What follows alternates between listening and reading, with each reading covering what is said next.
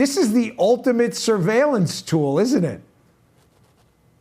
Absolutely, and anonymity isn't even the worst of our problems. The worst of our problems is the fact that it's going to be programmable. Because it is digital, it means the money can be programmed to be spent in any way in which the central bank or the government decides. So one of my particular concerns is the World Economic Forum, because they're talking about implementing a carbon allowance.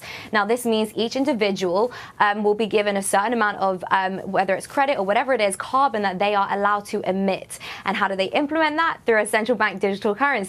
So if I buy too many plane tickets, or if I buy too much meat, because those things are all supposedly very bad for the environment, my money when I go to fill up my car could then be declined. So now they're literally controlling what we can and can't do with our money.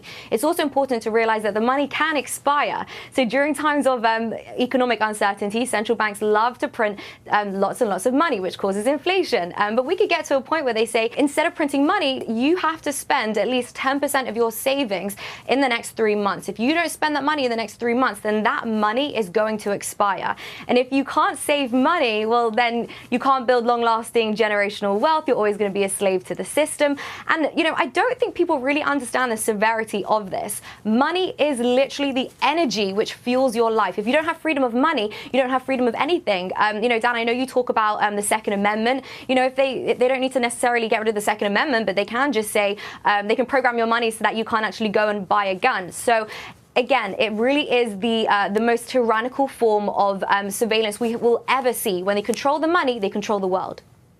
Yeah, this is why I love your podcast. I honestly think you're one of the few people that gets the threat from these digital currencies. I only got about 30 seconds left, but just quickly, the Bank of England, despite being in a massive inflationary global crisis, has decided they're going to start printing more money through a quantitative easing program. This isn't going to stop this inflation crisis. The minute the politics heat up, they just start printing again. Absolutely. The more debt that we get into, the only way to get out of it is to continue printing money. They announced tax cuts. They announced that they're going to be deregulating the market, which caused the crash. And as a result, because there's no more, they're not going to be collecting as much money because of the tax cuts, they're going to have to borrow more money, more debt. How do you solve that? Printing more money and inflation. So I'm a huge advocate for Bitcoin. Yeah. Layah, thanks a lot for your time. We really appreciate it. Congrats with the show. It's great. Thank you, Dan.